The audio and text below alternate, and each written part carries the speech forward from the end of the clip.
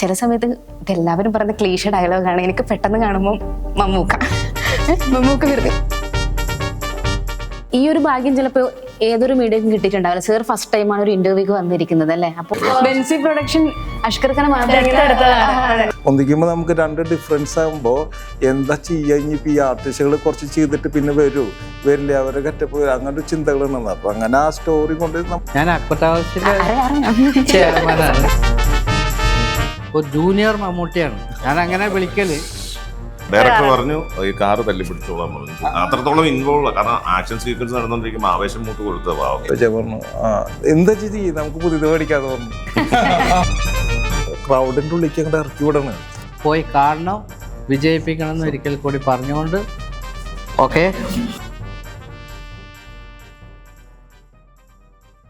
Welcome to ബെലീസ magazine and it's me Deepthi. ഇന്ന് എന്നോടൊപ്പം ഉള്ളത് മലയാളത്തിലെ ഏറ്റവും പുതിയ ചിത്രമായിട്ടുള്ള ദ കേസ് ഡയറിയിലെ ടീം മെമ്പേഴ്സ് ആണ്. Welcome to the show. First of all I am so excited to part of this interview because നമ്മൾ യൂഷ്വലി കാണുന്ന സമയത്ത് എന്ന് വെച്ചാൽ മലയാള ഫിലിം ഇൻഡസ്ട്രിയിൽ നിന്ന് നായകന്മാർ അന്യ സിനിമയിലോട്ടാണ് പോകുന്നത് നമ്മൾ കണ്ടുകൊണ്ടിരിക്കുന്നത് കുറച്ച് കാലങ്ങളായിട്ട്. പക്ഷേ ഈ ഒരു സിനിമയിൽ നോക്കുമ്പോൾ അന്യഭാഷയിൽ ഒരു നടിയെ നമ്മൾ മലയാള സിനിമയിലേക്ക് കൊണ്ടുവന്നു, അതിലൊരു നായികയായിട്ട് കൊണ്ടുവന്നു. അപ്പോൾ നമ്മൾ മലയാള സിനിമ ഗ്രോ ചെയ്തുകൊണ്ടിരിക്കുന്നതിന് ഏറ്റവും വലിയ എക്സാമ്പിൾ ആണ്. അപ്പോൾ ഈ ഒരു സിനിമയും മലയാള സിനിമയിലെ വലിയൊരു സക്സസ് ആവട്ടെ എന്ന് ഫസ്റ്റ് ഓഫ് ഓൾ ഞാൻ ആശംസിക്കുന്നു. സോ അതുപോലെ തന്നെ ഞാൻ ട്രെയിലർ കണ്ടിട്ടുണ്ടായിരുന്നു. ട്രെയിലർ കാണുന്ന സമയത്ത് ഫുൾ കൺഫ്യൂഷൻ ആയിരുന്നു. 2-3 ടൈപ്പ് ഓഫ് ഡിഫറൻസ് ക്യാരക്ടർ കാണിക്കുന്നുണ്ട്. ഇപ്പൊ അഷ്കർ ഖാൻ തന്നെ ആണെങ്കിൽ 2 ക്യാരക്ടർ വരുന്നതാണോ, എന്താണ് ഒരു ട്രാൻസ്ഫോർമേഷൻ കാണുന്നുണ്ട്, എന്താണ് ക്യാരക്ടർ? അതല്ലേ ഞങ്ങളുടെ പടത്തിന്റെ സസ്പെൻസ് അല്ലേ? പറയാം, അതായത് ദി കേസ് ഡയറി എന്നുള്ള പടത്തിന്റെ സസ്പെൻസ് അതാണ്. അപ്പോൾ ഞാൻ അത് 2 കാലഘട്ടമായിട്ട് എടുത്ത പടമാണ്. അപ്പോൾ 2 ട്രാൻസ്ഫോർമേഷൻ മാറ്റുന്നുണ്ട്. എൻ്റെ ബോഡി വെയിറ്റ് കുറയ്ക്കലും വെയിറ്റ് കൂട്ടലും. രാഹുൽ മാധവ് ഞാൻ ഉണ്ട്, പുള്ളിയുടെ വെയിറ്റ് കുറയ്ക്കലും വെയിറ്റ് കൂട്ടലും, അതുപോലെ നീരജയുടെ പരിപാടികൾ. പിന്നെ ഞങ്ങൾ ഈ സിനിമയിലെ എല്ലാ ക്യാരക്ടേഴ്സിനും അതിൻ്റെതായിട്ടുള്ള വ്യത്യാസങ്ങൾ കാണും. ഓക്കെ, നീരജന്റെ ക്യാരക്ടർ എന്താണ്? എൻ്റെ ക്യാരക്ടർ എന്ന് പറഞ്ഞിട്ടുണ്ടെങ്കിൽ ശാലിനി എന്ന് പറഞ്ഞ ക്യാരക്ടറാണ് ഞാൻ ഇതിൽ ചെയ്യുന്നത്. രാഹുലേൻ്റെ പേരായിട്ട്, രാഹുൽ മാധവൻ്റെ പേരായിട്ടാണ് ചെയ്യുന്നത്. ഒരു കോളേജ് കാലഘട്ടം, നല്ലൊരു പ്രണയം, പിന്നെ ഇവർക്കൊക്കെ ഫൈറ്റും കാര്യങ്ങളും എല്ലാം ഉണ്ട്. അതെ അതെ. പിന്നെ ദ കേസ് ഡയറി പറയുമ്പോൾ അതിന് ഒരു സസ്പെൻസ് ഒളിഞ്ഞിരിക്കുന്ന ഒരു മൂവിയാണ് നമ്മുടെ കേസ് ഡയറി. എൻ്റെ ശാലിനി എന്നാണ് ക്യാരക്ടറിൻ്റെ പേര്. അഷ്കർ ക്യാരക്ടർ പോലീസാണെന്ന് അറിയാം. ക്രിസ്റ്റി സാം എന്നാണ്, പോലീസാണല്ലേ. അപ്പൊ എന്റെ മുന്നിൽ വേറൊരു ക്യാരക്ടറും കൂടി ഉണ്ട്, അത് സസ്പെൻസ് ആണ്, അറിയില്ല. ആര് ചോദിച്ചാലും പറയില്ല. അത് നിങ്ങൾ പോയിട്ട് സിനിമ കാണണം. Okay sir. അതുപോലെ തന്നെ ഈ ഒരു സിനിമയിലോട്ട് വരുന്ന സമയത്ത് സർ 2 മൂവി ഓൾറെഡി ചെയ്തിട്ടുണ്ടായിരുന്നു. അതിനുശേഷം ഈ ഒരു സിനിമ സെറ്റിൽ എത്തുമ്പോൾ ഡിഫറൻസ് എന്തായിരുന്നു ഷൂട്ടിംഗ് സമയത്ത് ഉണ്ടായിരുന്നത്? നമ്മുടെ ക്യാമറയും നമ്മുടെ സ്ക്രിപ്റ്റും നമ്മുടെ ഹൈലൈറ്റിംഗ് എന്ന് വെച്ചിട്ടുണ്ടെങ്കിൽ നമ്മുടെ കഥ അത് ഒരു രക്ഷയില്ലാത്തൊരു സ്ക്രിപ്റ്റാണ്. എന്നുണ്ടെങ്കിൽ ആ സ്റ്റോറി അതൊരു ഡിഫറെൻറ്റ് സ്റ്റോറിയാണ്. അത് നല്ല രീതിയിൽ നമ്മൾ പിന്നെ സുഖസാറ് പുള്ളി ക്യാമറ നമ്മുടെ കൂടെ ഒന്നിച്ച് നിന്ന് നമ്മളെല്ലാവരും ഒരു കൂട്ടായ്മയിലാണ് ഈ സിനിമ ഞാൻ ചെയ്തത്. സ്ക്രിപ്റ്റ് ആയാലും അപ്പോൾ അതേപോലെ ആർട്ടിസ്റ്റുകൾ ഭയങ്കരമായിട്ട് ഹാർഡ് വർക്ക് ചെയ്ത്. ഇപ്പം നേരത്തെ പറഞ്ഞ പോലെ 2 ഡിഫറൻസ് ഈ പടത്തിലുണ്ടായിരുന്നു. ഞാൻ ഓൾറെഡി കുറച്ച് ഇന്റർവ്യൂസ് കണ്ടിട്ടുണ്ടായിരുന്നു. അപ്പൊ അതിൽ പറയുന്നുണ്ടായിരുന്നു 2 ഷെഡ്യൂളായിട്ടായിരുന്നു ഈ ഒരു ഷൂട്ട് ചെയ്തിട്ടുണ്ടായിരുന്നത്. എന്താ ഈ 2 ഷെഡ്യൂൾ ചെയ്യാനുള്ള റീസൺ എന്താ? സ്ക്രിപ്റ്റ് ഞാൻ നേരത്തെ അത് നമ്മൾ ഇന്നത്തെ കാലത്ത് അധികം വന്നിട്ടില്ല. പക്ഷെ അങ്ങനെ അത് 2 കാലഘട്ടങ്ങളായിട്ട് ചെയ്തേക്കണം. അപ്പം അതുപോലെ കുറേ ബുദ്ധിമുട്ടിയിട്ടുണ്ട്. നമുക്ക് ഏകദേശം ഒരു കൊല്ലത്തിൻ്റെ അവിടെ ബ്രേക്ക് ചെയ്തിട്ട് 2ാമത്തെ ഷൂട്ടിങ് തുടങ്ങേണ്ട വന്നിട്ടുണ്ട്. അപ്പോൾ അതിൻ്റെ ആ റിസ്ക് എടുത്തതിൻ്റെ ഒരു ഫലം നമുക്ക് ഇപ്പോൾ നിങ്ങളിപ്പോൾ ട്രെയിലർ കണ്ടെന്നല്ലേ പറഞ്ഞത്? എങ്ങനെയുണ്ട് ട്രെയിലർ? കൺഫ്യൂഷൻ ആയി പോകുന്നുണ്ട്. കാര്യം ചില സമയത്ത് ഇതെല്ലാവരും പറയുന്ന ക്ലീഷ ഡയലോഗാണ്. എനിക്ക് പെട്ടെന്ന് കാണുമ്പോൾ മമ്മൂക്ക അത് ഞാൻ ഒരു ഇതായിട്ട് പറഞ്ഞത്. പക്ഷെ ഓവറോൾ നോക്കുവാണെങ്കിൽ ഫൈറ്റ് ആണെങ്കിൽ ലേഡി ക്യാരക്ടർ ഫൈറ്റ് ചെയ്യുന്നുണ്ട്. അതുപോലെ സാക്ഷി അഗർവാളിന്റെ ഒരു ഫൈറ്റ് കാണുന്നുണ്ട്. സെയിം ടൈം നമുക്ക് ഒരു പഴയ സ്റ്റോറിയിലോട്ട് പോകുന്നുണ്ട്. ഒരു പഴയ ക്യാരക്ടറിൽ കുറച്ച് ഒരു നാടൻ രീതിയിൽ വരുന്നുണ്ട്. പിന്നെ കുറച്ചൊരു ഇൻവെസ്റ്റിഗേഷൻ ടൈപ്പ്, അങ്ങനെ കുറെ ഒരു എന്താണ് സിനിമ. അതല്ലേ നമ്മൾ സിനിമ അങ്ങനെയല്ല, സസ്പെൻസ് ആയിരിക്കണം. നമ്മളെ 2 കാലഘട്ടമായിട്ട് എടുക്കാൻ വേണ്ടി നമ്മൾ ഒരുപാട് സപ്പോർട്ട് ചെയ്ത് നമ്മുടെ പ്രൊഡ്യൂസറാണ്.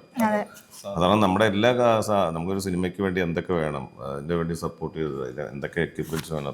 ബോസ് നമ്മളെ സാറ് അത്രയും നമുക്ക് വേണ്ടിയിട്ട് അതിൻ്റെ അപ്പുറത്തേക്കാണ് നമുക്ക് ചെയ്തു തന്നങ്ങൾ സിനിമയ്ക്ക് വേണ്ടിയിട്ട്. ഈ നിമിഷത്തിൽ അത്രയും നന്ദിയും കടപ്പാടും നമ്മൾ പറയുന്നത് ബെൻസി പ്രൊഡക്ഷൻസിന്റെ 14ാമത്തെ 15ാമത്തെ മൂവിയാണ്. അഷ്കർക്ക് ഇത് ബെൻസിന്റെ സെക്കൻഡ് മൂവിയാണല്ലോ. എന്റെ 3ാമത്തെ മൂവി, 4ാമത്തെ മൂവി, 5ാമത്തെ മൂവി. ബെൻസി പ്രൊഡക്ഷൻ അഷ്കർ ഖാൻ മാത്രം അങ്ങനെയല്ല, ബെൻസി പ്രൊഡക്ഷൻ ബോസ് നമ്മുടെ ഒരു നല്ല ടാലന്റ് ഉണ്ടെങ്കിൽ ഞാനൊരാൾ മാത്രമല്ല അഭിനയിക്കുന്നത്. ഇതിൽ ഞാൻ വർക്ക് ചെയ്യുമ്പോൾ ഒരു 100-120 പേർക്ക് ജോലി കിട്ടുകയാണ് അല്ലേ. എത്രയോ പേര് പ്രൊഡക്ഷനിൽ, എത്രയോ പേര് അദ്ദേഹം എത്രയോ പേർക്ക് ഭക്ഷണം കൊടുക്കുന്നതാണ് അദ്ദേഹത്തിൻ്റെ ഇതിൽ. ഞാൻ അദ്ദേഹത്തിന് അതിലൊരു ഭാഗമായെന്നേ ഉള്ളൂ. അപ്പോൾ ഞാൻ അദ്ദേഹം എന്നെ നായകനായിട്ട് അഭിനയിക്കില്ല, എനിക്കൊരു ക്യാരക്ടർ വരുമ്പോൾ എൻ്റെ കൂടെ തന്നെ എന്തോരം പേരുണ്ട്, എത്രയോ ആൾക്കാരുണ്ട്. അപ്പം അദ്ദേഹം അവർക്ക് ഭക്ഷണം കൊടുക്കാതെ. ബെൻസി പ്രൊഡക്ഷൻ നോക്കുമ്പോൾ സാക്ഷി അഗർവാള്, അതുപോലെ അഷ്കർ ഖാൻ സെക്കൻഡും സെയിം ഇതേ ഒരു പേരിനെ കൊണ്ടുവരുമ്പോൾ എന്തെങ്കിലും ഒരു സ്പെഷ്യാലിറ്റി കഴിച്ചിട്ട് ഇപ്പോൾ അപ്പോ അടുത്തത് കുറച്ച് പടങ്ങളുണ്ട്. ഇത് സസ്പെൻസ് ആണ്, ബോസിനോട് ഞാൻ സംസാരിക്കുന്നു. ഞാനും പറയുന്നില്ല, നമുക്ക് മെയിൻ നമുക്ക് ഈ പടം നന്നായി വരിക എന്നുള്ളതാണ്. നമ്മൾ മാക്സിമം അതിൽ എന്തൊക്കെ ചെയ്യാം. അല്ല, ഇതിപ്പം ഓൾമോസ്റ്റ് ഇന്നലെയായിരുന്നു ട്രെയിലർ ലോഞ്ച് ചെയ്തിട്ടുണ്ടായത്. 1 hour കൊണ്ട് 2 lakh വ്യൂസ് ഇപ്പൊ റീസെന്റ് ആയിട്ട് തന്നെ വന്ന് പെട്ടെന്ന് നല്ലൊരു രീതിയിൽ റീച്ച് ആ ഒരു ട്രെയിലറിന് തന്നെ കിട്ടുന്നുണ്ട്. അപ്പോൾ ഉറപ്പായിട്ടും ആ ഒരു ട്രെയിലർ അത്രയും ജനശ്രദ്ധ പിടിച്ചിട്ടുണ്ടെങ്കിൽ അത്രയും ഒരു ഹിറ്റ് ആവുന്ന ഉറപ്പാണ്. നന്നായിട്ട് ട്രെയിലർ എല്ലാവർക്കും ഇഷ്ടപ്പെട്ടു, നല്ല അഭിപ്രായം പറയുന്നത്. കാരണം നമ്മുടെ ക്യാമറമാൻ പി സുകുമാർ സാറാണ്. അദ്ദേഹം എത്രയോ വലിയ 2020 ചെയ്ത് വാറാന്ന് പറഞ്ഞാൽ ഒരുപാട് പറഞ്ഞു. അപ്പൊ അദ്ദേഹം നമ്മുടെ പടം നമ്മളോട് സഹകരിച്ചു. അതെ അത് ഈ സമയത്ത് പിന്നെ ഓരോ ഫ്രെയിമുകളായാലും നമുക്ക് നമ്മൾ പറയുമ്പോഴും പുള്ളി എടുത്തു തരും, പിന്നെയും പുള്ളിയുടെ ഒരു ഫ്രെയിം വരും. അപ്പം നമ്മൾ ഓക്കെ, അപ്പം നല്ല ഫ്രെയിമുകളും എല്ലാതും പുള്ളി അത്രയും കഷ്ടപ്പെട്ടിട്ടുണ്ട് നമ്മളെല്ലാം മൊത്തത്തില്. പുറമെ മൂവി കാണുന്ന സമയത്ത് നമ്മൾ ഓൾമോസ്റ്റ് കാണുന്നത് ഈ നായകൻ, നായിക, സ്റ്റോറി റൈറ്റേഴ്സ്, പ്രൊഡ്യൂസേഴ്സ് മാത്രമാണല്ലോ. അപ്പൊ ഇതിന്റെ ബാക്കിൽ ഒരു മൂവി വരുന്ന സമയത്ത് ബാക്കിൽ നിന്നും ഏറ്റവും കൂടുതൽ സപ്പോർട്ട് ചെയ്യുന്ന ആൾക്കാർ ആരൊക്കെയാണ് വരുന്നത്? ഒരുപാട് പേരുണ്ടല്ലോ. പ്രൊഡക്ഷൻ ടീമുണ്ട്, യൂണിറ്റ് ഉണ്ട്. അതുപോലെ തന്നെ നമ്മുടെ പ്രൊഡ്യൂസർ ടീമിൽ തന്നെ റിനി മാഡം ഉണ്ട്, നസീമാത്ത ഉണ്ട്, റാഷിദ് ഉണ്ട്. നമ്മുടെ ഈ അക്ബർ ട്രാവൽസിന്റെ ബാക്കിൽ തന്നെ ആളുകളുണ്ട് നമ്മളെ സപ്പോർട്ട് ചെയ്യാൻ വേണ്ടി. അവർ നമ്മളെ സേഫ് ആയിട്ടാണ് നമുക്ക് വേണ്ടി ചെയ്തതെന്നാണ്. നമ്മുടെ സിനിമയുടെ ബാക്കിൽ ഇഷ്ടം പോലെ ക്യാമറമാൻ ടീമുണ്ട്. സിനിമ നിങ്ങൾക്ക് അറിയാലോ, നമ്മൾ പറയണം എത്ര പേര്. അല്ല, പക്ഷെ ഇത് മേ ബി മീഡിയ ഫീൽഡിൽ നിൽക്കുന്ന ആൾക്കാർക്ക് അറിയാം ബാക്കിൽ ഇത്രയും കാര്യങ്ങൾ നടക്കുന്നുണ്ട്. കൂടുതൽ ഇപ്പൊ റിവ്യൂസ് ഒക്കെ വരുന്ന സമയത്ത് പെട്ടെന്ന് വന്ന് മൂവി ഇത്രയും ആൾക്കാരുടെ എഫേർട്ട് ആണെന്ന് പല ആൾക്കാരും ശ്രദ്ധിക്കാതെ മൂവിനെ അടച്ചാക്ഷേപിക്കുന്ന ഒരു സംഭവം വരാറുണ്ട്. അപ്പൊ അതുകൊണ്ട് ഞാൻ ചോദിച്ചത് ബാക്ക് എൻഡിൽ എത്ര എഫേർട്ട് എടുക്കുന്നുണ്ട് ആൾക്കാർ എന്നുള്ളതും കൂടെ പുറത്തുള്ള ആൾക്കാർ അറിയണമെന്നൊരു ആഗ്രഹം. ഇപ്പൊ എല്ലാവർക്കും അറിയാവുന്ന കാര്യമില്ല. ഇപ്പൊ മൊബൈലിൽ ഒന്ന് എത്തിക്കഴിഞ്ഞാൽ സിനിമയുടെ ബാക്കിൽ എന്നുള്ള സിനിമ എന്താണെന്ന് എല്ലാവർക്കും അറിയാം. ഒരുപാട് കഷ്ടപ്പാട്, എല്ലാ ജോലികളിലും കഷ്ടപ്പാട്. സിനിമ ഏതൊരു ജോലി എടുക്കുമ്പോഴും അതിന്റെ എല്ലാത്തിനും പിന്നിൽ കഷ്ടപ്പെട്ടിട്ടുണ്ടെങ്കിൽ ആൾക്കാർ എല്ലാ മേഖലകളിലും ഉണ്ടല്ലോ അതിന്റെ ബുദ്ധിമുട്ട്, കഷ്ടപ്പാടുകൾ. പിന്നെ അതേപോലെ നമ്മുടെ പ്രൊഡക്ഷൻ കണ്ടോട് അനീഷ് കുറെ കഷ്ടപ്പെട്ടിട്ടുണ്ട്. ഇപ്പൊ നമ്മുടെ കൂടെ ചെയ്ത് അതന്നെ പുള്ളി നന്നായി കഷ്ടപ്പെട്ടിട്ടുണ്ട്. പിന്നെ മൊത്തത്തില് ആർട്ടായാലും സിനിമയുടെ ക്രൂ മൊത്തം ഈ 2 ഡിഫറൻസ് നമ്മൾ കഥാപാത്രങ്ങൾ ചെയ്യുമ്പോൾ അത് ഭയങ്കരമായിട്ട് അവരും ഈ ഷൂട്ടിങ്ങിന് വരുന്നുണ്ടോ. അപ്പം എല്ലാവരും ഒരുമിച്ച് വന്ന് ആർട്ടിസ്റ്റുകളും ഓരോ മേക്കപ്പും ഗെറ്റപ്പും മാറ്റി ആ ഒരു കഥാപാത്രയ്ക്ക് ആക്കാൻ നമ്മൾ ഒരുപാട് ഇതായി ചെയ്തിട്ടുണ്ട് പടത്തിന് വേണ്ടിയിട്ട്. അത് വലിയൊരു ഭാഗ്യം. എല്ലാവരും ഒന്നിച്ച് അത് കിട്ടിയ കാരണം ആ പടത്തിന്റെ ഒരു നമുക്ക് കാണുമ്പോൾ അത് ഇന്ന പോലെ നിങ്ങൾ പറഞ്ഞ പോലെ തന്നെ. പിന്നെ അതുപോലെ അക്ബർ ട്രാവൽസിന്റെ ഗ്രൂപ്പ് ഫുള്ള് നമ്മൾ സപ്പോർട്ട് ചെയ്യും നമ്മുടെ പടത്തിന് വേണ്ടി. കാരണം അവർക്ക് അവരുടേതായ ജോലികളുണ്ടെങ്കിലും സിനിമയോട് അത്രത്തോളം ഇഷ്ടമുള്ളതുകൊണ്ടാണ് നമ്മൾ സപ്പോർട്ട് ചെയ്യുന്നത്. ഇപ്പോഴും അവർ സപ്പോർട്ട് ചെയ്യുന്നുണ്ട്. ഓരോ മേഖല, ഓരോ അക്ബർ ട്രാവൽസ് എല്ലാ മേഖലയിലും ഉണ്ട്, എല്ലാ സ്ഥലങ്ങളിലും ഉണ്ടല്ലോ. അവരുടെ എല്ലാ ശരിക്കും അവർക്ക് ഒരുപാട് നന്ദി പറയുന്നത്. ഡ്രൈവേഴ്സുകളുണ്ട്, അതുപോലെ തന്നെ മൊത്തം ക്രൂ എല്ലാവരും ഈ പറഞ്ഞ പോലെ ഓഫീസ് അത് ചില കമ്പനി പോലല്ല. അപ്പൊ ഇവരെ നമ്മൾ പറഞ്ഞിട്ട് അപ്പുറത്ത് ഇവർ ചെയ്തിരിക്കണം. അത് അതിന്റെ ഒരു കമ്പനിയുടെ പ്രൊഡക്ഷന്റെ ഒരു നല്ലൊരു ഇതാണ്. അതുപോലെ നമുക്ക് എല്ലാ കാര്യം കൊണ്ട് സിനിമ ഒരുപാട് പ്രോത്സാഹനം, കലാകാരന്മാരെ പ്രോത്സാഹിപ്പിക്കുന്ന കമ്പനി, ഈ കമ്പനി തന്നെ. ആ ബോസിന് അത്ര ഇഷ്ടമാണ്, ബോസിന് അത്ര ഇഷ്ടമുള്ള, ബോസിന് എല്ലാവരോടും താല്പര്യമുള്ളതുകൊണ്ടാണ്. സിനിമ പുള്ളിക്ക് അത്രയും ഒരു പാഷനാണ്. സിനിമ പിന്നെ പാട്ടാണ് ബോസ്. ആക്ഷൻ ഉണ്ട്. മൂവിയിലോട്ട് വന്നിട്ടുള്ളത് എക്സ്പ്രഷൻ ആണ്. അതെ, ഭയങ്കര ഇഷ്ടമാണ്. അപ്പോൾ അതേപോലെ ഈ സിനിമയിൽ ഇപ്പം നിങ്ങൾ പറഞ്ഞ പോലെ ഫൈറ്റ് നല്ല രീതിയിൽ ഈ സിനിമയിൽ നമ്മൾ ചെയ്തിട്ടുണ്ട്. ആ പുള്ളി അത്രയും ഈ പെണ്ണിനും കൊണ്ട് വരെ മൂവിയിൽ നോക്കുമ്പോൾ ഓൾമോസ്റ്റ് എല്ലാവരും ഓരോ ഫൈറ്റ് ചെയ്യുന്നുണ്ട് അല്ലേ? ഭാസ്കറൊക്കെ ആണെങ്കിലും രാഹുൽ മാധവ്, സാക്ഷി എല്ലാവരും ഫൈറ്റ് ചെയ്യുന്നുണ്ട്. പക്ഷെ അത് ട്രെയിലറിൽ ശരിക്കുണ്ടോ? ട്രെയിലറിൽ കാണിക്കാത്തതാണോ? പിന്നെ നമ്മുടെ രണ്ടുപേര് വന്നിട്ടില്ല നമ്മുടെ കൂടെ, സ്ക്രിപ്റ്റ്, കഥ, സംഭാഷണം. അവര് വിവേക് വടശ്ശേരിയും പിന്നെ ഷഹീം കുട്ടൻ, അവരാണ് ഫസ്റ്റ് എൻ്റെ അടുത്ത് വന്നത്, സ്റ്റോറി കൊണ്ടുവന്നത്. അപ്പം ഇങ്ങനെ നോക്കിയപ്പോൾ കുഴപ്പമില്ല, കഥ കേട്ടു ഞാൻ. അപ്പം നമുക്ക് ചെയ്യാടാ, നമുക്ക്. അത് കഴിഞ്ഞിട്ട് ഇങ്ങനെ ചർച്ച ചെയ്യുന്ന സമയത്ത് അത് സന്തോഷം, നമ്മള് സന്തോഷം. അപ്പം അങ്ങനെ ഞങ്ങളെല്ലാവരും ഒരു 4 പേരും കൂട്ടായി നിന്നിട്ടാണ് ഈ സ്റ്റോറി നമ്മൾ പൊന്തിക്കുമ്പോൾ നമുക്ക് 2 ഡിഫറൻസ് ആകുമ്പോൾ എന്താ ചെയ്യുക, ഇനിയിപ്പോൾ ഈ ആർട്ടിസ്റ്റുകൾ കുറച്ച് ചെയ്തിട്ട് പിന്നെ വരില്ല, അവരെ ഗെറ്റപ്പ് വരും, അങ്ങനെ ഒരു ചിന്തകളുണ്ടെന്ന്. അപ്പം അങ്ങനെ ആ സ്റ്റോറി കൊണ്ട് നമ്മുടെ ബോസ് സാറിൻ്റെ അടുത്ത് ചെന്ന് പറഞ്ഞു. സാറിന് ഈ 2 ഡിഫറൻസ് വന്നപ്പോൾ ഭയങ്കരമായിട്ട് ഇഷ്ടപ്പെട്ടു കഥാപാത്രം. അഷ്കറിനെ 2 ചേഞ്ച് എന്ന് പറയുമ്പോൾ ചിന്തിക്കാൻ പറ്റില്ല. അന്നത്തെ രീതിയിൽ തട്ടി കൂടിയതും പിന്നെ പോലീസ് വേഷത്തിലേക്ക് അത് കുറയ്ക്കലും. അപ്പം മൊത്തത്തിൽ ടോട്ടൽ അത് ഭയങ്കര റിസ്ക്കാണ്. അപ്പോൾ സാറിന് അത് ഇഷ്ടപ്പെട്ടപ്പോൾ അത് നമ്മൾ ഫോർവേഡ് ചെയ്ത് ഇത് ഇവിടെ എത്തി. ഇപ്പം നമ്മൾ റിലീസാണ്. ഇപ്പൊ പുതിയ റൈറ്റേഴ്സ് പറഞ്ഞത് ന്യൂ കമർ ആയിട്ടുള്ള 2 റൈറ്റേഴ്സ് ആണല്ലോ പറഞ്ഞിട്ടുണ്ടായിരുന്നത്. അപ്പോൾ ഫസ്റ്റ് ടൈം ഒരു ന്യൂ കമർ എത്തിച്ചേർന്നത് എങ്ങനെയായിരുന്നു നിങ്ങളിലോട്ട്? ഫസ്റ്റ് ടൈം ഒരു ന്യൂ കമർ യൂഷ്വലി വരുന്ന സമയത്ത് ഒരു സാധാരണക്കാരായിട്ടുള്ള റൈറ്റേഴ്സ് അവർക്ക് ഒരാളെ അപ്രോച്ച് ചെയ്യുന്നത്, ആ ഒരു അതിലോട്ട് അവരെങ്ങനെ എത്തിയിട്ടുണ്ട്? ഫസ്റ്റ് അപ്രോച്ച് ചെയ്ത് എങ്ങനെയാണ്? അവര് എൻ്റെ അടുത്ത് സ്റ്റോറി വന്നു എൻ്റെ വീട്ടിൽ. ഞാൻ മുമ്പ് അറിയണത് അവരെ, ഞാൻ വിവേക് ഷഹീം അവരൊന്നും പറയണത്. അപ്പം അങ്ങനെ അവർക്കൊരു ചെറിയ ത്രെഡ് കിട്ടി, ഇങ്ങനൊരു സംഭവം. അപ്പം എൻ്റെ അടുത്ത് പറഞ്ഞ് ഞങ്ങൾ ഇരുന്നു, അങ്ങനെ സംസാരിച്ച് നോക്കിയപ്പോൾ ഞാൻ പറഞ്ഞു ഇത് വർക്കൗട്ട് ആവടാന്ന് ചോദിച്ചു. അപ്പോൾ ഇത് ചെയ്യാൻ പറ്റും, സ്റ്റോറി ഇങ്ങനെയാണ്, അത് ചെയ്താൽ ഞാൻ അടിപൊളിയാന്ന് അവർ പറഞ്ഞ്. അപ്പം നമ്മൾ ഓക്കെ എന്ന് പറഞ്ഞിട്ട് ഞങ്ങൾ പിന്നെ ഒക്കെ സന്തോഷം ഞാൻ അറിയുന്നതാണ്. പുള്ളീനെ വിളിച്ച് സംസാരിച്ച് അപ്പം ഞങ്ങളെല്ലാവരും ഒരു കൂട്ടായ്മയിൽ നിന്നിട്ട് ഈ സ്റ്റോറിയും പുള്ളി നല്ല ഇത്രയും സീനിട്ടുള്ള ആളാണ് സന്തോഷ്. അപ്പോൾ പുള്ളിയുടെ എല്ലാം മേൽനോട്ടത്തിൽ ഈ സ്ക്രിപ്റ്റിനെ നമ്മൾ നല്ല രീതിയിൽ വർക്കൗട്ട് ചെയ്തു. അതാണ് ഈ സിനിമ ഇത്രയും ട്രെയിലർ പറഞ്ഞ പോലെ നല്ല രീതിയിൽ എത്താൻ കാരണം. അവരവിടെ സീനിയർ, ഇവരിപ്പം എൻ്റെ കൂടെ വന്ന് അവർ കഥയും കൊണ്ടുവന്നു. പക്ഷെ എന്നാലും ആള് ഒന്നുകൂടി സിനിമേനെ നല്ല രീതിയിൽ ഭാഗമാക്കി. ഈ ഒരു ഭാഗ്യം ചിലപ്പോൾ ഏതൊരു മീഡിയക്കും കിട്ടിയിട്ടുണ്ടാവില്ല. സർ ഫസ്റ്റ് ടൈമാണ് ഒരു ഇന്റർവ്യൂക്ക് വന്നിരിക്കുന്നത് അല്ലേ? അപ്പോൾ ഈ ഒരു ഭാഗ്യം, അപ്പോൾ താങ്ക് യു സോ മച്ച്. അപ്പോൾ ഈ സാറിനെ കുറിച്ച് പറയുകയാണെങ്കിൽ ബെൻസി മീഡിയന്റെ പ്രൊഡക്ഷന്റെ ഓൾ ഇൻ ഓൾ ആണ്. സർ ഈ ബെൻസി പ്രൊഡക്ഷൻ എത്രാമത്തെ മൂവിയാണ്? ബെൻസി മീഡിയ മാത്രമല്ല, ഞാൻ അക്ബർ ട്രാവൽസിന്റെ ചെയർമാനാണ്. പക്ഷേ ബെൻസി പ്രൊഡക്ഷൻ ഞങ്ങളെ തന്നെ ഒരു സഹോദര സ്ഥാപനമാണ്. ഇത് ഈ പടം എന്ന് പറഞ്ഞിട്ടുണ്ടെങ്കിൽ കേസ് ഡയറി നമ്മളെ പിന്നെ 13ാമത്തെ പടം ഒരു സിനിമയാണ് കേസ് ഡയറി. നല്ല ഒരു താരനിര തന്നെയാണ് ഈ ചിത്രത്തിൽ അണിനിരന്നിട്ടുള്ളത്. അക്ബർ സൗദാൻ വളരെ നന്നായി അഭിനയിച്ച പടമാണ്. റിയാസ് ഖാൻ, ബാല, ഗോകുൽ, വിജയരാഘവൻ, ഒരുപാട് നടന്മാരെ അഭിനയിച്ച, കൂടാതെ ഈ കൊല്ലത്തെ സഹനടനുള്ള അവാർഡ് ലഭിച്ച വിജയരാഘവൻ വളരെ നല്ല അഭിനയം കാഴ്ചവെച്ചിട്ടുണ്ട്. ഈ പടം സംവിധാനം നിർവഹിച്ചുള്ള ദിലീപ് നാരായണനാണ്. എല്ലാവരും ചെയ്തിട്ടുണ്ട്, എല്ലാവരും കൂടി ചെയ്താണ്. പക്ഷെ സംവിധാനം ചെയ്തിട്ടുള്ള ദിലീപ് നാരായണനാണ്. അത് 2 ക്യാമറ ചെയ്തിട്ടുള്ള എല്ലാവരും അറിയപ്പെടുന്ന, എല്ലാവരും ബഹുമാനിക്കുന്ന പി സുകുമാരൻ എന്ന അതിഗംഭീരമായി ക്യാമറയിലൂടെ പ്രേക്ഷകർക്ക് കാണിച്ചു കൊടുത്തിട്ടുള്ള ഒരു ക്യാമറാമാനാണ് ഈ പടം ചെയ്തിട്ടുള്ളത്. ഈ ചിത്രത്തിൻ്റെ തിരക്കഥ എഴുതിയത്, ഇതിനെ ഇത്രയും നന്നാക്കി എടുത്തത്, ഒരു സിനിമയാക്കി തീർത്തത് AK സന്തോഷ് ആണ്. പിന്നെ നമ്മുടെ ആ കഥ കൊണ്ടുവന്ന വിവേകും പിന്നെ ഈ കഥ കൊണ്ട് വിവേക്, പിന്നെ ഷഹീം മുതലായ എല്ലാവരും ഒരുപാട് മൊത്തം ആളുകൾ വളരെ നന്നായി കഷ്ടപ്പെട്ട് ഇതാക്കിയിട്ടുണ്ട്.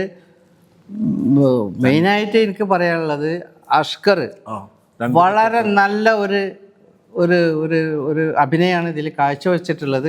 എത്രത്തോളം ചെയ്യാൻ പറ്റും അത്രത്തോളം ചെയ്തിട്ടുണ്ട്. കാരണം വളർന്നു വരുന്ന ഒരു കലാകാരനാണ്, എല്ലാവരും സപ്പോർട്ട് ചെയ്യണം.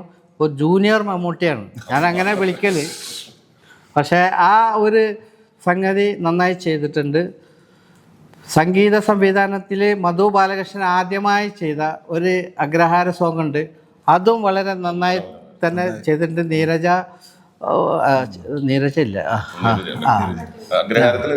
ചിത്രയും മധു ബാലകൃഷ്ണൻ അത് പാടിയിട്ടുള്ളത്. പിന്നെ ജ്യോത്സ്ന ഐറ്റം സോങ്, ഒരു ഐറ്റം സോങ് ഉണ്ട് ഇതിൽ, അടിപൊളി സൂപ്പർ. പിന്നെ ശ്രീനിവാസൻ്റെ കോളേജ് സോങ് അത് ചെയ്തിട്ടുണ്ട്. പിന്നെ അസ്മ കൂട്ടായി ഒരു കൊഴുത്തുപാട്ട് നാടൻ കൊഴുത്തുപാട്ട് മോഡൽ ഒരു പാട്ട് ഇതിൽ ഇതുണ്ട്. അത് ലീലാകൃഷ്ണനാണ് അത് രചിച്ചിട്ടുള്ളത്. പിന്നെ സാറേക്ക് പറയാനുള്ളത്, സാറിന് ഇഷ്ടപ്പെട്ട പോലെ ഇതിൽ ഏറ്റവും കൂടുതൽ ഫൈറ്റ് ഉണ്ട്. 5 ഫൈറ്റ് ഉണ്ട്. ഈ 5 ഫൈറ്റും വളരെ വ്യത്യസ്ത തരത്തിലുള്ളതാണ്. രവി ആണ് ഇത് ചെയ്തിട്ടുള്ളത്. വളരെ നന്നായിട്ട് ചെയ്തിട്ടുണ്ട്. ആ തിയേറ്ററിൽ പോയി നിങ്ങളെല്ലാവരും കണ്ടാൽ ശരിക്കും മനസ്സിലാവും. കാരണം അത്ര കഷ്ടപ്പെട്ട് അത്ര സമയമെടുത്തിട്ട് വളരെ നല്ല രീതിയിൽ പൂർത്തീകരിച്ച ഒരു പടമാണ്. എല്ലാവരും ഈ പടം തിയേറ്ററിൽ പോയിട്ട് കണ്ട് ഞങ്ങളെല്ലാവരെയും സപ്പോർട്ട് ചെയ്യണം. 21-ാം തീയതിയാണ് ഈ പടത്തിൻ്റെ റിലീസ്. അപ്പോൾ എല്ലാവരും ഒന്നുകൂടി പറയുകയാണ്, എല്ലാവരും സപ്പോർട്ട് ചെയ്തിട്ട് ഈ പടം വളരെ നല്ല രീതിയിൽ വിജയിപ്പിക്കണം. പിന്നെ വർഷങ്ങൾക്ക് മുന്നേ ഏയ് ഓട്ടോ എന്ന സിനിമയിൽ നായികയെ അഭിനയിച്ച രേഖ, അവർ കുറച്ച് പ്രായമായാലും ശരി ഈ സിനിമയിൽ ഒരു തിരിച്ചുവരവ് നടത്തി നല്ലൊരു അഭിനയം കാഴ്ചവെക്കുന്നുണ്ട്. അതും ഈ പടത്തിൻ്റെ ഒരു പ്രത്യേകതയാണ്. ഇന്നും മായാതെ അവർ നല്ലൊരു അഭിനയം ഇതിൽ കാഴ്ചവെച്ചിട്ടുണ്ട്. അപ്പം എല്ലാം കൊണ്ടും എല്ലാ രീതിയിലും നല്ലൊരു പടമാണ്. പോയി കാണണം, വിജയിപ്പിക്കണം എന്ന് ഒരിക്കൽ കൂടി പറഞ്ഞുകൊണ്ട് ഓക്കെ. അപ്പൊ നീരജ, ഈ ഒരു മൂവിയിലോട്ടുള്ള എൻട്രി എങ്ങനെയായിരുന്നു? ഈ ഒരു മൂവിയിലേക്ക് എന്നെ ഫസ്റ്റ് നമ്മുടെ ഇതിൻ്റെ പ്രൊഡക്ഷൻ കൺട്രോളർ അനീഷേട്ടനാണ്, അനീഷ് പെരുമ്പിലാവ്. പുള്ളിക്കാരനാണ് എന്നെ ഇതിലേക്ക് സജസ്റ്റ് ചെയ്യുന്നത്. ഞാനും അനീഷേട്ടനും രക്ഷാധികാരി ബൈജു, എൻ്റെ ഫസ്റ്റ് മലയാളം മൂവി രക്ഷാധികാരി ബൈജു ആണ്. അപ്പോൾ ആ മൂവിയിലേക്ക് എന്നെ കാസ്റ്റ് ചെയ്തിട്ടുണ്ടായിരുന്നത് അനീഷേട്ടനാണ്. അപ്പോൾ ആ ഒരു ബേസിലാണ് അനീഷേട്ടൻ എന്നെ ഈ ഒരു മൂവിയിലേക്കും കാസ്റ്റ് ചെയ്യുന്നത്. അങ്ങനെ ഡയറക്ടർ സാറായിട്ട് പരിചയപ്പെട്ടു, പ്രൊഡ്യൂസർ നമ്മുടെ ബോസായിട്ട് മീറ്റ് ചെയ്തു. അങ്ങനെയാണ് ഈ ഒരു പടത്തിലേക്ക് ഞാൻ എൻ്റർ ചെയ്യുന്നത്. അതുപോലെ അഷ്കർക്ക് ഈ ഒരു മൂവിയിലോട്ടുള്ള എൻട്രി ബോസ് ത്രൂ ആയിരുന്നോ അതോ ഇതിനു വേണ്ടിയിട്ട് എന്തെങ്കിലും എഫേർട്ട് എടുത്തിട്ടുണ്ടോ? ഞാൻ ബെൻസി പ്രൊഡക്ഷനില് ബോസാണ് എന്നെ സജസ്റ്റ് ചെയ്യണത്. ഇവർ ഓൾറെഡി ദിലീപായിട്ട് കഥ പറഞ്ഞു ബോസിനോട്, അപ്പോൾ ഇന്ന ക്യാരക്ടർ അഷ്കർ സൗദാനെ വെച്ച് ചെയ്യണം. ഞാൻ അദ്ദേഹത്തെ ബോംബെ കണ്ടിട്ട് അയാൾ കോൺടാക്ട് ചെയ്യാൻ പറഞ്ഞിട്ട് എന്നെ ഇവരെ കൊണ്ട് കോൺടാക്ട് ചെയ്തിട്ട് അനീഷ് പെരുമ്പിലാവ് റിനി മേഡം കൂടെ കോൺടാക്ട് ചെയ്തിട്ടാണ് ഞാൻ ഇതിൽ വരുന്നത്, എന്നോട് കഥ പറയാൻ വരുന്നത്. എറണാകുളത്ത് കഥ പറയാൻ ഈ കഥ പറഞ്ഞ പിന്നെ പുള്ളി ആ ക്യാരക്ടർ പുള്ളി നിന്നു. അത് 2 ക്യാരക്ടറായിട്ടുള്ളൊരു പാമ്പയാണ്. ഞാൻ പിന്നെ പറഞ്ഞു ഓക്കെ എന്ന് പറഞ്ഞു ഇത്. അതുപോലെ ഈ സിനിമയിൽ നോക്കുമ്പം സർ ഓൾറെഡി പറഞ്ഞതുപോലെ കുറേ ക്രൂ മെമ്പേഴ്സ് ഉണ്ട്, മീൻസ് ആക്ടേഴ്സ്. ഇപ്പൊ വിജയരാഘവൻ സാർ ആണെങ്കിലും ബാലചേട്ടനാണെങ്കിലും രാഹുൽ, അങ്ങനെ കുറേയേറെ ടീംസ് ഉണ്ട്. അമീർ നിയാസ് ഉണ്ട്, പിന്നെ കിച്ചോട്ടല്ലസ്, ബിജുക്കുട്ടൻ ചേട്ടൻ, ഗോകുൽ, നീരജ, സാക്ഷി അഗർവാൾ, അഷ്കർ സൗദാൻ. അപ്പൊ ഈ ബാലചേട്ടൻ എന്നൊക്കെ വെച്ചാല് നമുക്ക് ഒരു സമയത്ത് ഉണ്ടായിരുന്ന കുറച്ച് ക്യാരക്ടർ ചെയ്തിട്ട് ഭയങ്കര ക്ലിക്ക് ആയിട്ടുണ്ടായിരുന്നു. നമ്മളെ പൃഥ്വിരാജിന്റെ മൂവിന്റെ പേര് ഞാൻ പുതിയ മുഖത്തിലൊക്കെ ചെയ്തു. ആ ഒരു ട്രാൻസ്ഫോർമേഷൻ തന്നെ വന്നതുപോലെ എനിക്ക് ആ ട്രെയിലർ കണ്ടപ്പോൾ തോന്നി. മീൻസ് അതുപോലെ തന്നെ ആ ഒരു പഴയ ആ ഒരു സ്റ്റൈലിൽ തന്നെ ഇപ്പോഴും കീപ്പ് ചെയ്തിട്ട് വന്നിട്ടുണ്ടായിരുന്നു. ബാലചേട്ടന്റെ അതുപോലെ ഒരു കംബാക്ക് ആയെന്ന് തോന്നുന്നു ഈ ഒരു മൂവി. ഇതൊരു സസ്പെൻസ് ആണല്ലേ ബാലചേട്ടന്റെ ക്യാരക്ടർ എന്താണെന്ന് ഒന്നും നമുക്ക് പറയാൻ ഒന്നും പറ്റില്ല. നമുക്ക് റിവീൽ ചെയ്യാൻ പറ്റില്ല. അതല്ലേ കേസ് ഡയറി എന്ന് പറഞ്ഞ പടം, അതല്ലേ എല്ലാം സസ്പെൻസ്. കാര്യം സസ്പെൻസും ആണ് ഫാമിലിക്ക് ഇഷ്ടപ്പെടുന്ന രീതിയിൽ ചെയ്തത്. എല്ലാ ജോണറിലും എല്ലാ എലമെന്റും നമ്മൾ ഈ ഒരു മൂവിയിൽ. ചില മൂവീസ് കേസ് ഡയറി അല്ലെ കുറ്റാന്വേഷണ സിനിമകൾ നമ്മൾ ചെയ്യുമ്പോൾ അതിൽ ചിലപ്പോൾ സോങ്ങുകളോ കാര്യങ്ങളോ ഒന്നും ഉണ്ടായിരുന്നു. കുറ്റാന്വേഷണം ഇതിൽ എല്ലാ എലമെന്റും കൂടെ കാരണം അങ്ങനെ പോയാലേ ഈ ക്ലൈമാക്സിലേക്ക് എത്തുള്ളൂ. അതിനു വേണ്ടി സ്റ്റോറി അത് ഡിമാൻഡ് ചെയ്യുന്നുണ്ട്. അതുകൊണ്ടാണ്. അതുപോലെ ഞാൻ ഈ ക്വസ്റ്റ്യൻ പറയുമ്പോൾ ചിലപ്പോൾ ചേട്ടൻ പറയും ക്ലീഷയല്ലേന്ന്. കാര്യം മനസ്സിലായി, ചോദിച്ചു. പക്ഷെ അതല്ല, ചേട്ടൻ്റെ ഡ്രസ്സിങ് ആണ് ഞാൻ ഫസ്റ്റ് നോട്ടീസ് ചെയ്തിട്ടുണ്ടായിരുന്നത്. കാരണം നമ്മൾ മമ്മൂക്ക ഏതൊരു സ്റ്റേജിൽ വരുമ്പോൾ മമ്മൂക്ക എന്താണ് ഡ്രസ്സ് ഇരുന്നുള്ള ഒരു ക്യൂരിയോസിറ്റി നമ്മളൊക്കെ വെയിറ്റ് ചെയ്തിരുന്നുണ്ട്. അതുപോലെ എനിക്ക് പെട്ടെന്ന് കാണുമ്പോൾ ഇത് മമ്മൂക്കയാണോ, ഇരിപ്പിലാണെങ്കിൽ ഞാൻ അല്ലാതെ ചേട്ടൻ ഏതെങ്കിലും അഷ്കർക്ക് അവിടെ ഇരുന്ന സമയത്ത് പുള്ളിക്കാരനോട് ശരിക്കും മമ്മൂക്കനെ പോലെ തന്നെ ഉണ്ടല്ലേ.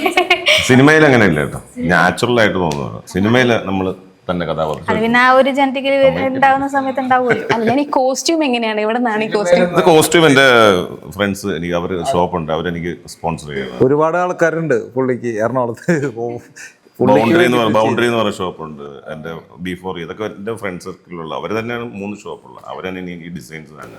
ഓക്കെ, അത് ഇപ്പം യൂഷ്വലി നമ്മൾ കുറച്ച് ഡ്രസ്സിങ്ങിൽ ട്രെൻഡ്സ് കാണുന്നത് മമ്മൂക്ക വഴിയാണ് കൂടുതൽ കണ്ടോണ്ടിരിക്കുന്നത്. ആ ഒരു സാധനം പിന്നെ കാണുന്നത് ഇല്ല, എന്നെക്കാളും കൂടുതൽ എല്ലാവരും ഇടുന്നുണ്ട്. ഒരുപാട് പേര് ഇപ്പൊ എല്ലാവരും മാറിയല്ലേ, എല്ലാവരും സ്റ്റൈൽ ഇപ്പോഴത്തെ സ്റ്റൈലും ട്രെൻഡും ഒക്കെ മാറിയല്ലോ. അപ്പൊ അതനുസരിച്ച് നമ്മളൊന്ന് ഓണത്തിന് പോകുന്നു. നല്ല ഡ്രസ്സ് ഇടാൻ പറ്റും, നല്ല ഡ്രസ്സ് ഇടാൻ പറ്റുന്നു, അതൊക്കെ വലിയ ഭാഗ്യമല്ലേ അല്ലേ? അതെ, ഇപ്പൊ മുണ്ട് കണ്ടില്ലേ, നല്ല രസമുണ്ട്.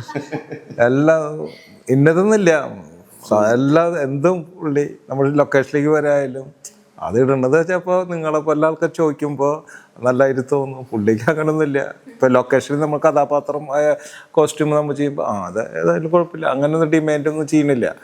അതപ്പോൾ ആ കഥാപാത്രത്തിൻ്റെ ഡ്രസ്സ് അങ്ങനത്തെ അത് ഇട്ടിട്ട് അതിൻ്റെ പെർഫെക്റ്റ് ആയിട്ട് ചെയ്യുന്നുണ്ട്. ഓക്കെ, അതുപോലെ ചേട്ടൻ്റെ first movie I think Thaskara വീരനിലൂടെ ആയിരുന്നു സ്റ്റാർട്ടിങ് വന്നിട്ടുണ്ട്. ആ മൂവിയിലുള്ള എൻട്രി എങ്ങനെയായിരുന്നു? ഒന്നാമത് മൂവി ബാക്ക്ഗ്രൗണ്ടിലുള്ള ഒരു ഫാമിലി ആയതുകൊണ്ട് അത് ഈസി ആയിരുന്നോ, അതോ ചേട്ടൻ റിസ്ക് എടുത്ത് ഓഡീഷൻ ത്രൂ ആയിരുന്നു, എങ്ങനെയായിരുന്നു വന്നിട്ടുണ്ടായത്? ഞാൻ അതിനു മുമ്പ് ഞാൻ ആൽബം അഭിനയിച്ചിട്ടുണ്ട്, സീരിയലിൽ അഭിനയിച്ചിട്ടുണ്ട്, സഹനടനായിട്ട് അഭിനയിച്ചിട്ടുണ്ട്. തസ്കര വീരൻ കഴിഞ്ഞിട്ടാണ്. തസ്കര വീരൻ ആൽബം സീരിയൽസ് ഒക്കെ അഭിനയിച്ചിട്ടുണ്ട്. അങ്ങനെ എൻ്റെ ഒരു ഫ്രണ്ട് വഴിയാണ് ഒരു പ്രമോദ് പപ്പൻ അവർ സെലക്ട് ചെയ്യുന്നു. പിന്നെ നമുക്ക് എന്നോട് ചോദിച്ചിരുന്നു, മമ്മച്ചി എന്നാണ് അദ്ദേഹം ചോദിച്ചു, നിനക്ക് എൻ്റെ കൂടെ അഭിനയിക്കാൻ പേടിയുണ്ടോ എന്ന് തോന്നുന്നു. നമുക്ക് കിട്ടിയ അവസരമല്ലേ, എന്തിനാ പേടിക്കുന്നത്? ഞാൻ ചാടിക്കരുത്, ഒന്നും അറിയത്തില്ല, എന്ത് അഭിനയിക്കണമെന്നൊന്നും അറിയത്തില്ല. അദ്ദേഹത്തിനോട് അഭിനയിക്കാൻ പറ്റി. നയൻതാര ഉണ്ടായിരുന്നു തസ്കര വീരൻ. അപ്പം അങ്ങനെ എൻട്രി ഈസി വേ ഒന്നുമല്ല സിനിമ. ഞാനതിൽ അഭിനയിച്ചു. പിന്നെ കഷ്ടപ്പെട്ട് ഒരുപാട് കഷ്ടപ്പാടിന് ശേഷം ഇപ്പോൾ ഇവിടെ വന്ന് നിൽക്കുന്നു. ഇനിയും കഷ്ടപ്പെട്ടുകൊണ്ടിരിക്കുന്നു അല്ലേ. പക്ഷെ ഒരു ബ്രാൻഡ് ഉണ്ടെങ്കിൽ പോലും നമ്മൾ ബ്രാൻഡ് എന്ന് പറഞ്ഞാൽ എൻ്റെ ബ്രാൻഡ് അല്ലല്ലോ. ഞാൻ അദ്ദേഹത്തിന് ഫാൻ ബോയ് ആണ്.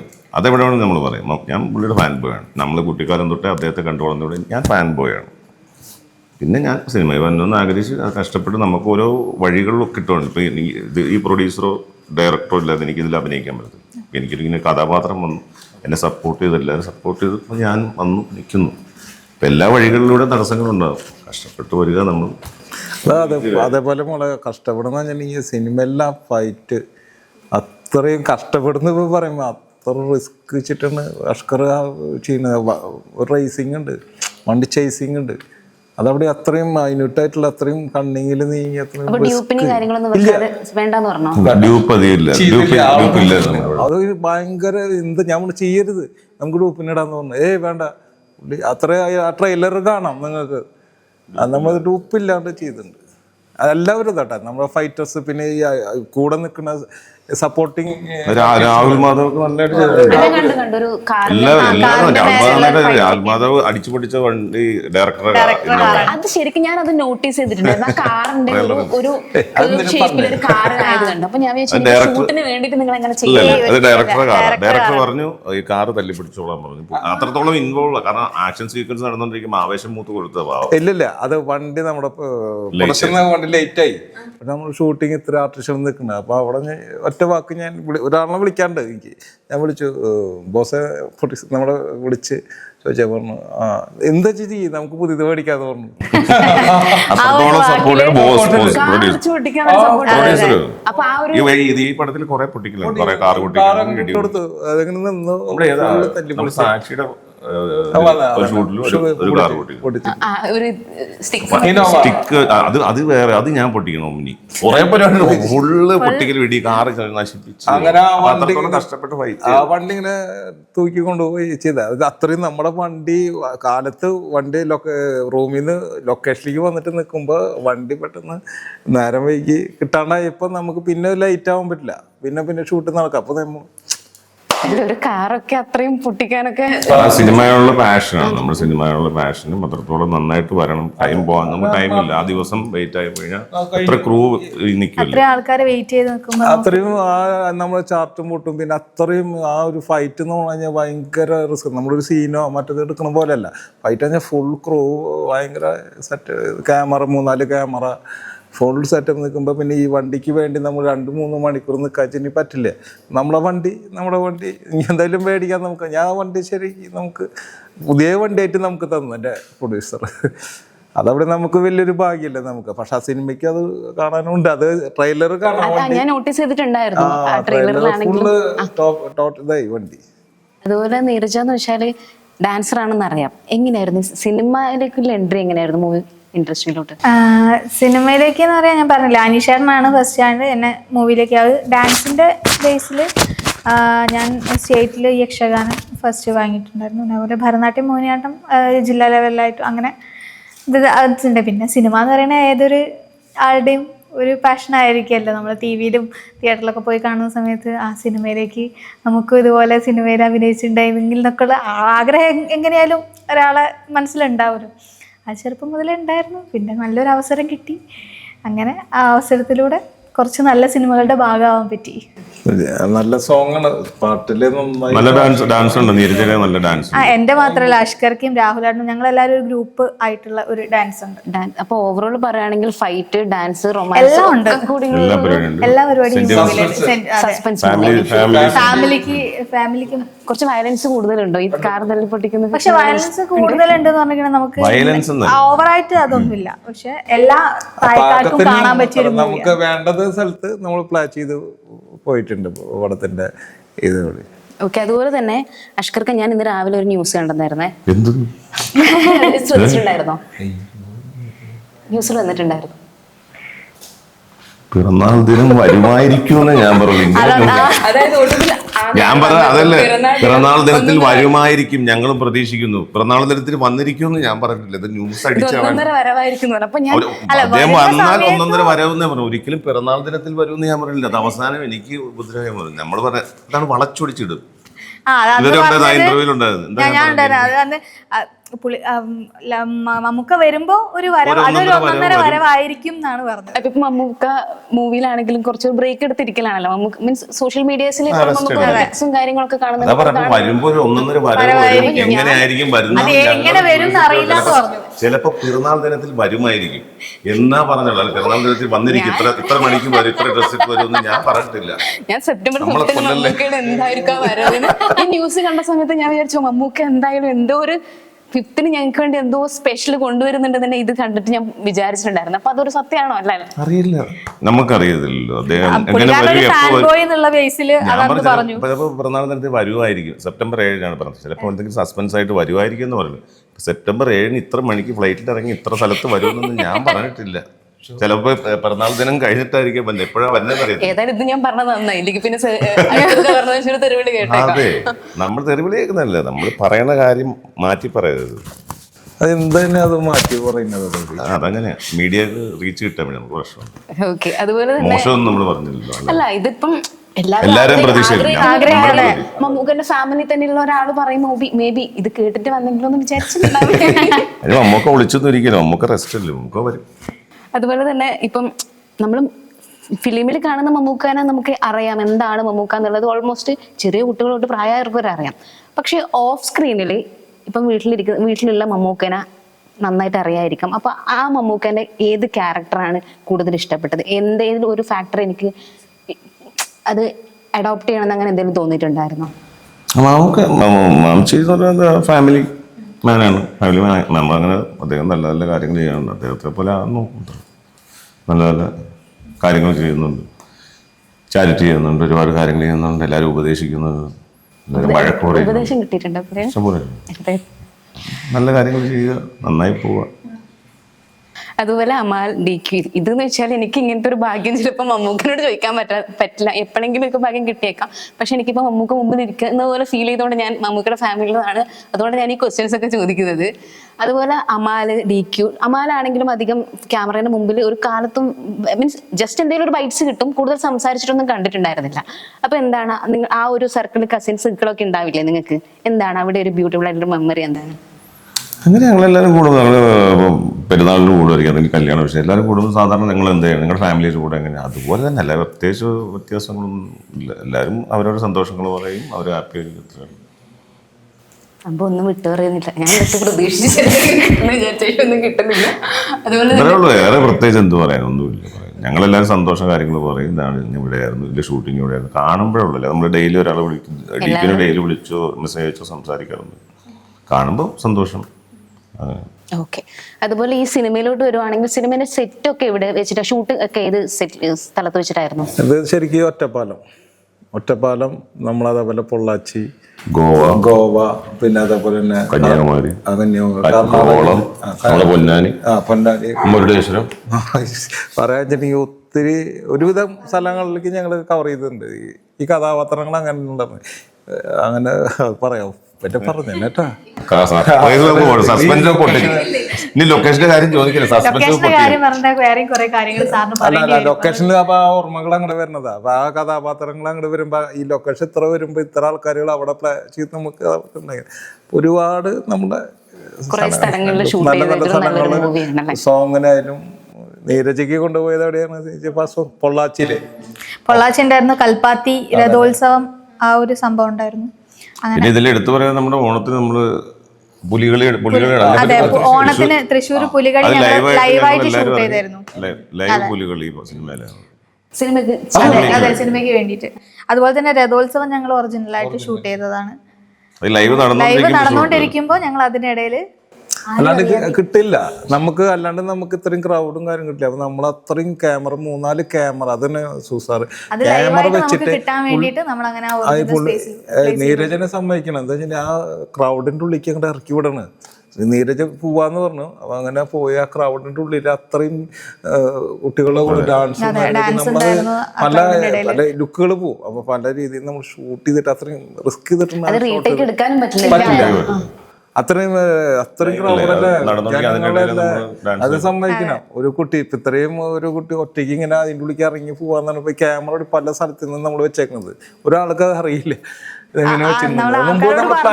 അത് പിന്നെ എല്ലാരും ശ്രദ്ധിക്കാൻ തുടങ്ങും. അപ്പൊ ആൾക്കാർ അറിയാത്ത രീതിയിൽ ക്യാമറ പല ആംഗിളിൽ വെച്ചിട്ടാണ് നമ്മള് അത് നന്നായി ചെയ്തിട്ടുണ്ട്. പല സ്ഥലത്ത് നമ്മള് ഫസ്റ്റ് ഇങ്ങനെ വരണം മോളെ അത് കറക്റ്റ് ആയിട്ട് ഫോളോ അപ്പ് ചെയ്തു.